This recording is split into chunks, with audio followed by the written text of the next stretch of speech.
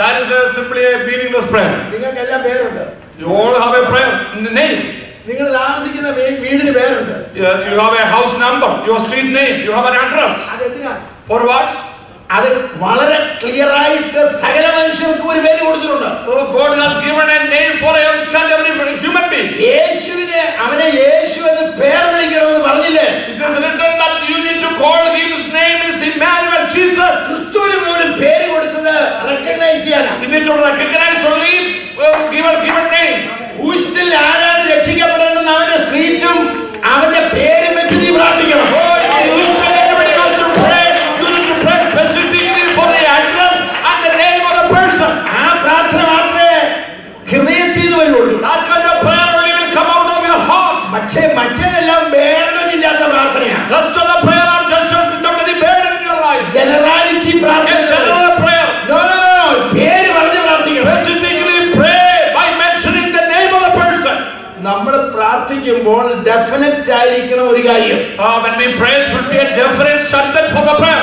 Definite അല്ലാതെ ഒരു കാര്യത്തിന് പ്രാർത്ഥിക്കാൻ പാടില്ല. Without definite purpose, we should not pray for a subject. പലപ്പോഴും ഞാൻ ആളുകളുടെ പ്രാർത്ഥന ശ്രദ്ധിക്കും. I have listened to many people's prayer. എന്നതാ പ്രാർത്ഥിച്ചെന്ന് അത് കഴിഞ്ഞ് അവരോട് ചോദിച്ചാൽ അവർക്കും അറിയാൻ പറ്റില്ല. And after the prayer, if you ask them why did you pray, even the person who prayed doesn't know why you prayed. അത് പാപമാണ്. That's a sin actually. വായി വരുന്നതെല്ലാം കൂടെ പറയുന്നതല്ല പ്രാർത്ഥന. Whatever comes in your mouth is not a real prayer. കൃപാസനത്തിൽ രാജാവിന്റെ സന്നിധിയിൽ അർപ്പിക്കുന്ന പ്രാർത്ഥനയാണ്. When you come to the throne of grace, hallelujah. രാജാവിന്റെ മുമ്പിൽ നീ ചെല്ലുക. You are coming to before the King of Kings. ഞാനൊരിക്കൽ ഡൽഹിയിൽ പോയി. When I went to Delhi, പ്രത്യേക ഒരു ആവശ്യത്തിന് പോയതാ. I went for a special purpose. Defence സെക്രട്ടറിയുടെ മുമ്പിൽ പോകേണ്ട ഒരു ആവശ്യം ഉണ്ടായിരുന്നു. And there was a need of going to Defense Secretary of India.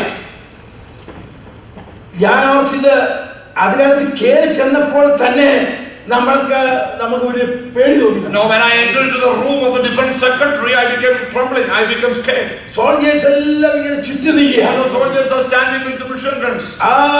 അവിടെ കയറി ചെല്ലാൻ നമുക്ക് അതിന് അവകാശം കഴിവുള്ള ഒരാളുണ്ടായിരുന്നു. അവിടെ ഞാൻ പോയതാ. We have an influential person who was able to bring me inside.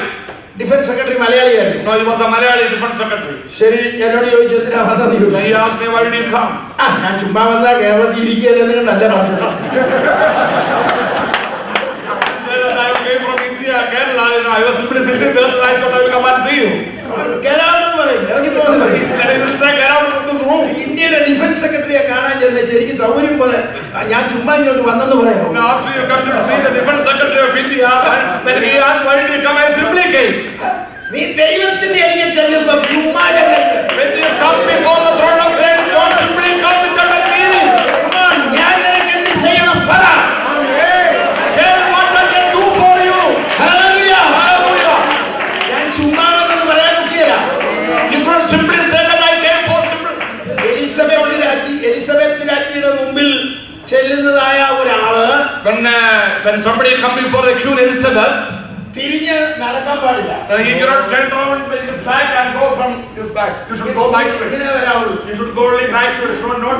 Don't show the back. That's right. അതാണ് അത് പാടില്ല. That's റോയൽറ്റിയോട് ഇടപെടുമ്പോൾ അതിന്റെ അന്തസ്സിൽ ഇടപെടണം. when you come before the throne of grace, yes, your royalty, there should be dignity. കൃപാസനത്തോട് അടുത്ത് വരുമ്പോൾ വലിയവനായ ദൈവത്തിന്റെ ഓർമ്മ നിനക്ക് വേണം. When you come to the throne of grace, you should remember how great your God is. Hallelujah. പ്രാർത്ഥനയിൽ ചെല്ലുമ്പോൾ definite ആയിരിക്കണം. When you come before the throne of grace for prayer, there should be a definite subject.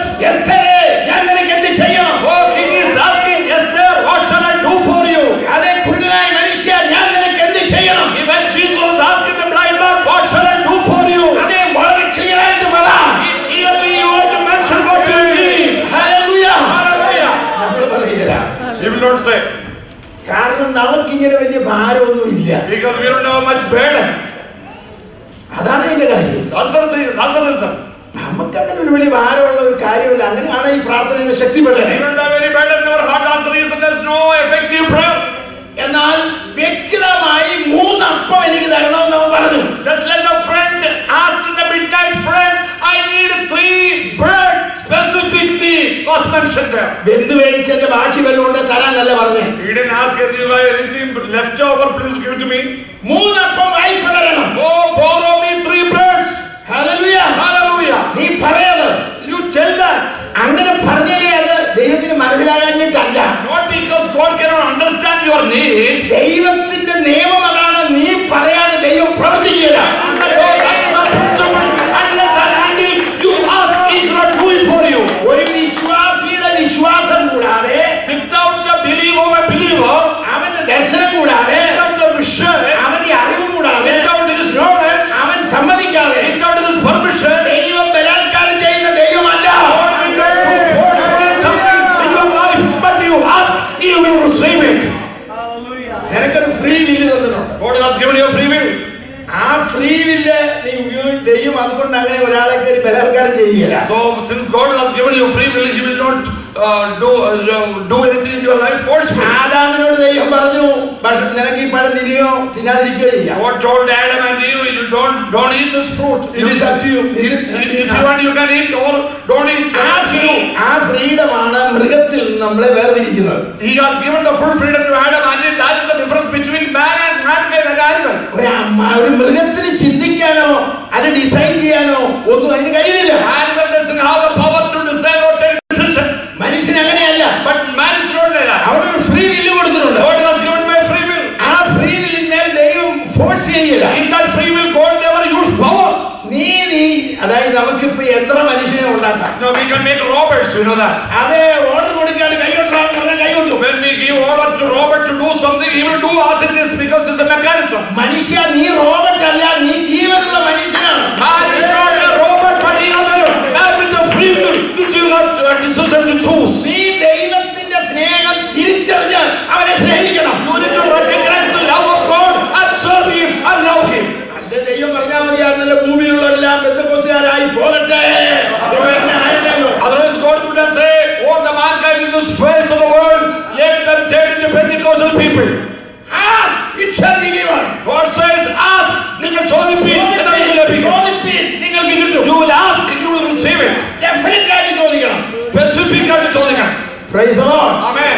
അതുകൊണ്ടാണ് പ്രാർത്ഥനയ്ക്ക് മറുപടി വരാത്തതിന്റെ കാരണം. That's the reason many times we don't see a result in our prayer. നിന്റെ സമ്മതം കൂടാതെ, നിന്റെ ചോദ്യം കൂടാതെ ദൈവം പ്രവർത്തിക്കുകയില്ല. Without your permission, without asking you, He will never do it. ഹ്യൂസ്റ്റണിൽ ഒരു റിവൈവൽ ഉണ്ടാകണമെങ്കിൽ, If God wants to send a revival in the city of Houston, ഹ്യൂസ്റ്റണിലുള്ള ഇടിവിൽ നിൽക്കുന്നവർ പ്രാർത്ഥിച്ചെങ്കിലേ ഇവിടെ ഉണർവുണ്ടാകുള്ളൂ. all the believers and the pastors also standing in that camp and the Sunday they pray, God will never send a revival. സ്കോട്ട്ലൻഡിനെ എനിക്ക് തരുന്നില്ല എങ്കിൽ ഞാൻ മരിക്കട്ടെ എന്ന് അത് John Knox പറഞ്ഞു. John Knox, the servant of God, prayed, Lord, give me Scotland or I will die. Hallelujah. Hallelujah. നീ ചോദിച്ചാൽ ദൈവം പ്രവർത്തിക്കുകയില്ല. Unless and until the servant of God you ask, He cannot work for you. ദൈവത്തിന് സ്തോത്രം. Praise the Lord. നീ പ്രാർത്ഥിച്ചാൽ നിന്റെ ദേശത്ത് ദൈവം ആരംഭിക്കും. When you pray, God will send a revival in your nation, in your land, in your church. Hallelujah. Hallelujah. ദൈവത്തിന് നന്ദിയോടെ സ്തോത്രം. Praise the name of the Lord. നമ്മൾ പ്രാർത്ഥനയിൽ ഇടിവിൽ നിന്നാൽ ശക്തമായി ചോദിച്ചാൽ ദൈവം ആ കാര്യം ചെയ്യും. When we stand in the gap and we ask definitely to the Lord, He will do it for you.